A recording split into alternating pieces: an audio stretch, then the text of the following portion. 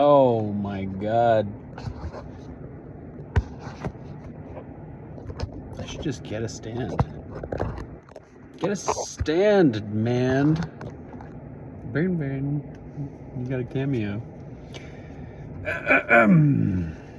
It has been many a week since my last venture into the... I forget these are even called. Into the cap strings. I remembered as I was... Whatever. In chapter 3, it turned out that the opportunity to speak to Ethan presented itself quickly enough. The following afternoon, Abigail was visited by Carl Lapp, whose property adjoined her father's. He'd caught Jamie, who'd been on his way home from school trying to ride one of his cows, one about to give birth. She'd made Jamie apologize to Carl, and then as punishment, she told her that her son that she'd be walking him to and from school for the rest of the week. She told her son... Oh man, my dog's about to lose her shit. Here we go. Oh, she missed it. A dog just walked by. She told her son she would be walking him to and from school for the rest of the week. Oh, that's like a punishment, walking with your mama. You can't walk me to the door, Jamie whined the next morning as he and Abigail turned into the driveway to the white clapboard schoolhouse. The kids will see you. They'll make fun of me. Abigail drew her heavy cloak closer. Even though the grass was beginning to turn green and the trees were blossoming, it was still chilly in the mornings. She lifted her face to feel the morning sun, enjoying its heat and the promise of a new day. The sunshine brought her hope that her mother would have a good day mentally, that Jamie's behavior would improve, and that she wouldn't feel quite so lonely in the world. Certainly, she had her mother and father and son. She was thankful for them, but there was an ache in her heart where her husband Egan had once been. She still missed him every day, mourned him every day. Mom? Jamie tugged at his mother's cloak, getting her attention. Did you hear what I said? Someone's gonna see you. We're early enough that I doubt it, unless I want them to see me, she added, looking at him sternly, hoping he would read it as a warning. She shifted the basket she carried on her arm. Inside was a peace offering of sorts for the schoolmaster. Unless Carl catches you on one of his cows again, then I may decide to come to school with you every day. I'll sit beside you and help you with your lessons. Please, no, Jamie groaned. I won't do it again. He kicked a piece of gravel in the driveway. I was just bored, it's all. It's a long walk home. That's why I went to go look at the cows. It wasn't the looking that got you in trouble. When he didn't say anything, she went on. You know how I feel about you, about saying you're bored. There's always work you can do around the house, and it's a mile from here home, so I don't want to hear it. When I was your age, I walked 4 miles to school every day, then 4 miles home. She hooked her thumb over her back. No one here walks. All the kids have a push scooter, he complained. Not everyone has a scooter, she countered. The gravel crunched under her sneakers. I see boys and girls walking past our place on the way to school every morning. He bounced up and down on his toes in boots. He was growing so fast that she had to buy him new boots just before having left Wisconsin. Being her only child and having no family nearby, there were no hand-me-downs. Everything had to be made or bought new.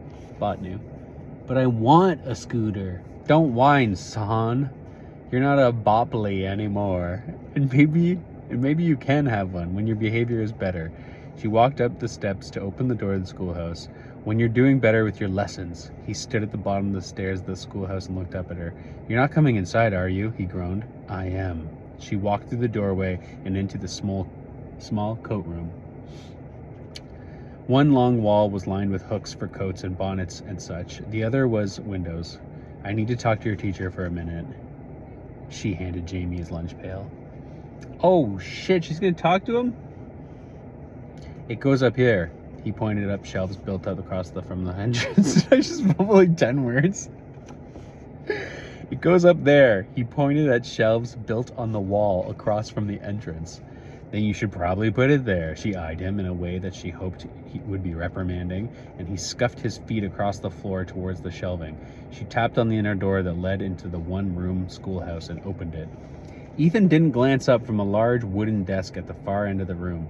The schoolhouse looked little different than the one she'd attended as a girl back in Wisconsin. The single room was square with plenty of windows on the opposite walls so that they would get a good breeze in the warmer months. A large wood stove with a stovepipe going up through the roof in the center of the room was cold, but would put out plenty of heat in the winter. There was the teacher's desk at the head of the room, with a green chalkboard behind it. The remainder of the space was filled with wooden desks and chairs. The only difference she saw from her school days was that instead of lining the desks and chairs in rows facing the blackboard, the desks were pushed together to form groups. Some had as many as 8 desks together, some as few as 2. Abigail halted a few steps inside the door. The schoolmaster still hadn't looked up at her. She could study him unnoticed. Her mother kept calling him to the handsome school teacher, which had annoyed her. Well, because he annoyed her, but also because she had found him handsome in a married school teacher way. She cleared her throat. He looked up. Abigail. He didn't smile. She pressed her lips together, having second thoughts about coming here, about preparing the lunch for him she carried in her basket. She'd made it because Jamie had told her, in passing, that most days his teachers didn't get to eat lunch. Oh, that's nice of her. He was always giving it to a student for other reasons or another. Jamie told her that the previous day. Mary Fisher had left hers at home on our kitchen table. Mary had eaten the teacher's pork chop sandwich, his potato chips, and peach cobbler. He'd had water from the pump outside. Ethan, she nodded, forcing a quick smile that came as fast as it went. He rose from his chair, setting a red ink pen on his desk. Her son disliked his red pen and the marks in the form of an X Ethan made on his math papers. Where's Jamie? He asked. Hiding, I think. She nodded in the direction of the cloakroom. From me? He came around the big red oak desk that had to be at least 50 years old, if not older. From both of us, I think. You walked him to school because of the incident yesterday with Carl's cows? He leaned against the desk, crossing his arms over his chest. He had on the same clothes every Amish man in the Kent County wore. Denim trousers, suspenders, and a long-sleeved colored shirt. His was pale green, faded with years of laundering, but unblemished by rips or tears. On his feet he wore a pair of black athletic sneakers. She glanced down at her own sneakers that were similar to his, though hers were blue. How did you hear? It was just yesterday. She looked up at him. Amish telegraph. The corners of his mouth turned up ever so slightly. That's what my stepmother likes to call it. Let's see. He raised his thumb, counting. Carl's wife, Biddy, told Mary Fisher's mother, Edna. He held up his forefinger. Who told my stepsister, Lovey's grandmother, Lenita, who told Eunice Gruber. He added 2 more fingers. Who then told all the women at the less than 10 items checkout register at Byler's store. He started counting on his other hand, who included my stepmother, Rosemary, and her friend, Hannah Hartman. He dropped both hands. And Eunice, I have to warn you, has probably told every Amish woman in Hickory Grove by this morning. By tonight, I suspect the entire county will know. I give it a week to reach my great aunt in Michigan. Abigail, unable to keep to herself, chuckled. It had been the same way in Maple Shade, Wisconsin, where she'd come from. The women didn't have telephones, of course, but there was always gossip to be had, and it traveled fast. Sometimes the subject was the antics of a naughty boy or the details of someone's cousin coming to visit after a betrothal breakup. But the good thing about the Amish Telegraph was the moment a member of the community was hurt or injured or just needed a kind word, that was also shared, allowing the women to always be there for each other. And truth be told, the men gossiped too. They were just less open about it. Jamie won't be riding anyone else's cows, Abigail told Ethan. He's promised, and as punishment, I'll be walking him to and from school the rest of the week. Good thinking, Ethan lifted an eyebrow, nodding in approval. Nothing a boy his age hates more than having his mommy walk him to school. It does say mommy, that's not just me. M-A-M-M-I. Mommy. They were both quiet for a moment, awkwardly quiet. Then Abigail spoke, her gaze fixed on the old floorboards. I wanted to apologize for the other day. What I said about going to the school board about you, it's only that I was upset. When Ethan didn't respond, she glanced up at him. He was watching her. After another stretch of silence that seemed to go on for days rather than seconds, he said, I understand. Parents, children, it's complicated. The sound of children's voices came from the cloakroom. Students were beginning to arrive, which was a relief now because Abigail had made her apology. She didn't have to stand here and talk to Ethan any longer. Just because she apologized didn't mean she approved of the way he was handling Jamie, and she didn't have time to dawdle anyway. She had chores waiting for her. It was Wednesday, which meant that she had piles of dirty laundry to be washed and hung to dry on the line. She already hung a load of sheets and left the washer running. She had wet trousers and shirts waiting for her. I packed a lunch for you. Lunch? He looked at her questionably. I brought a lunch. I know, but Jamie said you don't always get to eat it. She handed him the basket, then, feeling embarrassed, took a step back. Who took lunch to their children's teacher? Chicken salad sandwich, a banana, and a whoopie pie. She took another step back. I made the whoopie pies last night. Whoopie pie? He peeked beneath the cloth napkin that covered the basket. I do love a homemade whoopie pie. My mother used to make a great one. She passed a few years ago. Come here. Someone's dying in every chapter. I'm sorry. I'm sorry, Abigail said softly. Mention of his mother immediately made her think of her own. She couldn't imagine losing her. She knew it would happen someday, in God's good time, but not when Abigail was still so young. Even with her mother's memory issues and strange behavior, Abigail still learned from her every day. June King still had plenty to offer, not just to her daughter, but to her husband, grandson, and community. My mother always said I had a sweet tooth, Ethan grimaced. I've had whoopie pies store-bought, but they're just not the same as made from scratch. Well, I hope you enjoy it. The whoopie pie. The lunch. I'll be back with Jamie to walk him home from school. He held up the basket. Thank you. I'll return the basket. She nodded, walking backward. No hurry. She pressed her lips together and then said, I guess I'll be seeing you every day this week, twice a day. Then, feeling more like one of the teen girls in the coat room than a widowed mother, she turned and hurried out of the schoolroom. That afternoon, she promised herself she'd wait for her son at the end of the driveway. She wouldn't come inside. That way, she wouldn't have to talk to Ethan again. In fact, if her son would behave himself, she'd never have to speak to him ever again. All right. Oh, you know what? There's only 4 pages left. I'm gonna finish this chapter. I'm gonna read this whole book right now. Ethan approached 4 girls seated together at their desks, near the rear of the classroom. The students were talking quietly, but there was clearly a disagreement going on. The 3rd and 4th graders were working together and identifying all the states on a U.S. map.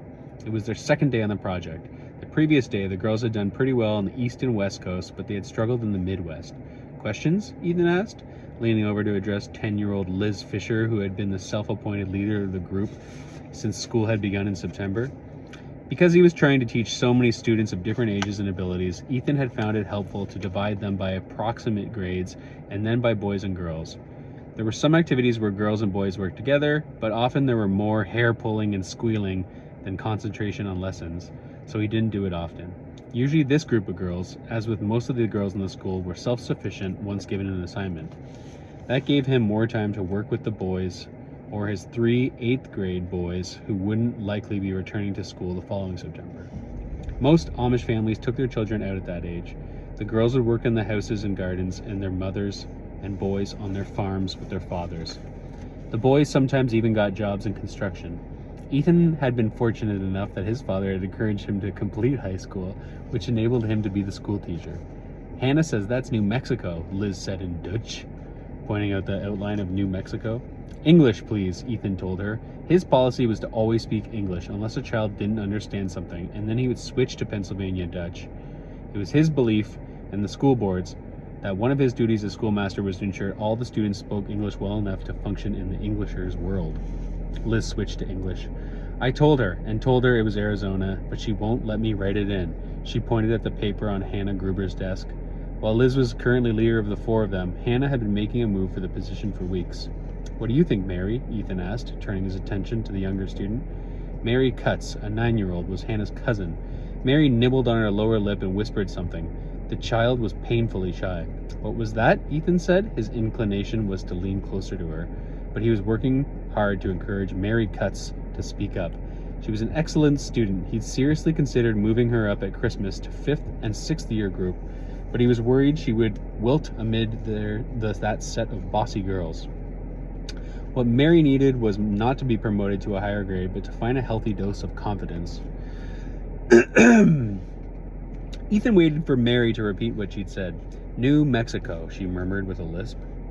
New Mexico. With a slight lisp, she pointed to the correct state.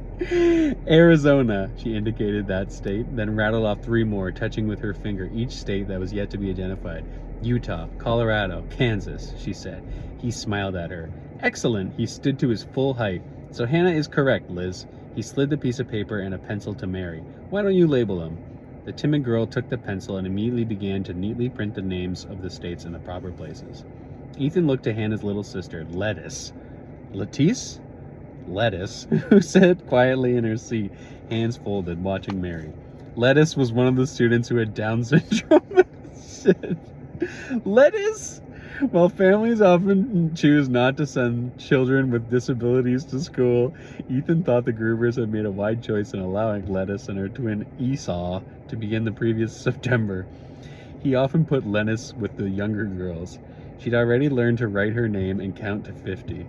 But she was more comfortable being with her sisters, so Ethan allowed her to divide her day between the two groups. He didn't know how much geography and science she was learning, but she seemed content, and she never misbehaved, which was more than he could say about all the rest of the students. Ethan?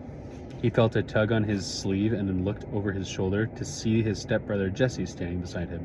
Jesse was an average student, but a good kid. Jamie, Jesse said under his breath. Ethan exhaled, trying to keep his patience intact. Said something encouraging to the girls and then turned to his brother. What is it? I know we're not supposed to tattle, but he nervously tugged at a forelock of his hair. Yes? He won't leave us alone. We're trying to take that division quiz you gave us, but he keeps hitting us with stuff. Ethan arched his eyebrows. Stuff? Spitballs, Jesse whispered, looking down. He got me right here, he pointed to his cheek. There was a distinct red mark. Ethan glanced at Jamie, who appeared to be concentrating on his reader. He looked back at his brother. Go back to your seat. Finish your quiz. He gave Jesse's shoulder a squeeze and then crossed the room to where Jamie sat alone at a desk. Earlier in the day, he'd been with the first and second graders, but he'd scribbled all over his neighbor's book and then tried to lie his way out of it. Jamie spotted Ethan coming towards him and immediately tucked something in the back of his pants. The boy picked up the pencil and stared at the worksheet in front of him intently. Spitballs again? Ethan asked him quietly. Jamie didn't respond, which Ethan supposed was a step in the right direction. At least he hadn't flat out lied this time. Ethan stood over the boy's desk, looking down at the worksheet. Jamie was supposed to have read the next chapter in his reading book and then have answered the question. Had he been able to behave himself, he could have been done the assignment with a partner. Instead, he was doing it alone.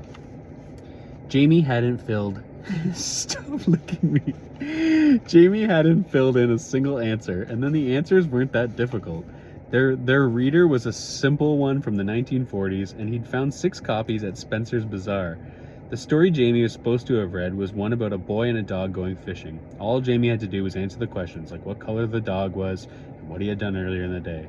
You haven't answered a single question, Ethan said, pointing to the blank page. The corner of the paper was conspicuously missing. Jamie said nothing. Did you read the story? Ethan asked. Technically, Jamie was a 3rd grader. The story was written on a 1st grade level. By Ethan's calculations, the boy should have done with the assignment half an hour ago. Jamie stared at the paper on his desk. He hadn't even written his name on it. Ethan took a deep breath.